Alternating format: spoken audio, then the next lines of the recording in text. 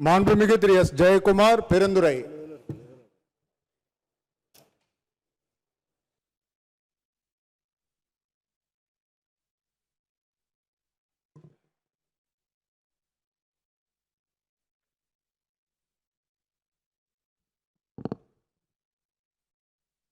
சட்டமன்ற பேரவையின் உறுப்பினராக தேர்ந்தெடுக்கப்பெற்ற பெருந்துறை எஸ் ஜெயக்குமார் என்னும் நான் சட்ட முறைப்படி நிறுவப்பெற்றுள்ள இந்திய அரசமைப்பு சட்டத்தில் உண்மையான நம்பிக்கையும் பற்றுறுதியும் கொண்டிருப்பேன் என்றும் இந்திய நாட்டின் இறையாண்மையையும் ஒருமைப்பாட்டையும் நிலைநிறுத்துவேன் என்றும் நான் மேற்கொள்ள இருக்கும் கடமையை நேர்மையுடன் நிறைவேற்றுவேன் என்றும் கடவுளறிய உறுதி கூறுகின்றேன்.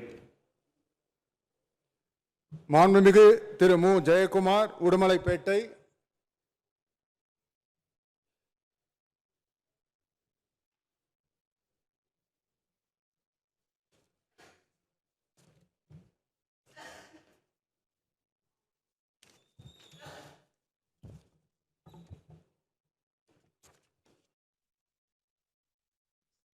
சட்டமன்ற பேரவையின் உறுப்பினராக இருக்கு.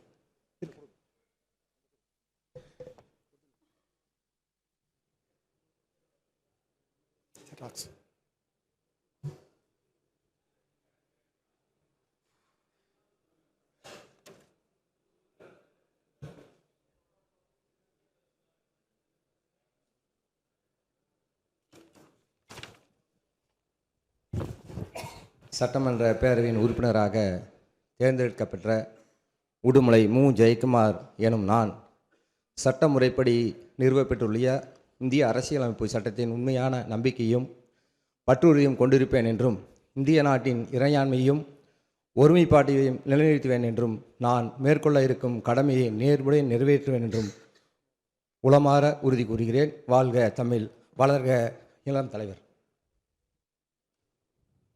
மாண்புமிகு திரு ஏ பி ஜெயசங்கரன் ஆத்தூர்.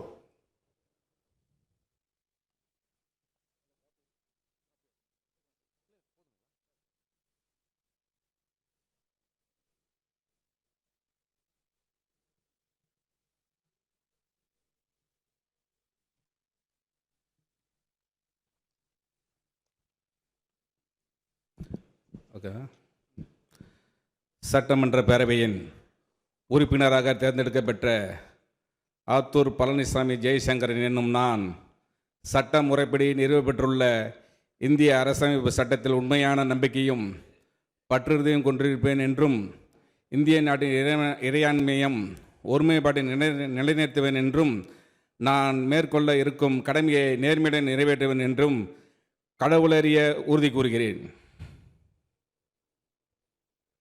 மாண்புமிகு திருமதி ல ஜெயசுதா லட்சுமி காந்தன் ஆரணி.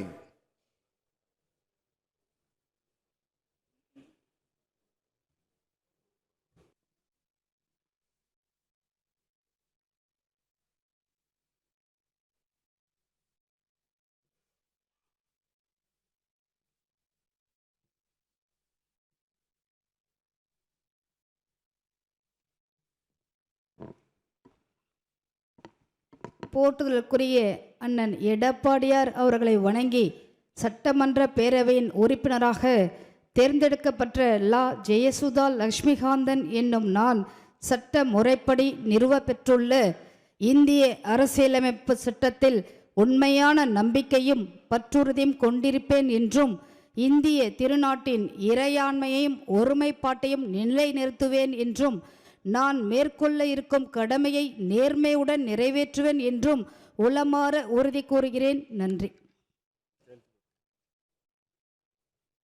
மாண்புமிகு திரு இரா ஜெயராமகிருஷ்ணன் மடத்துக்குளம்.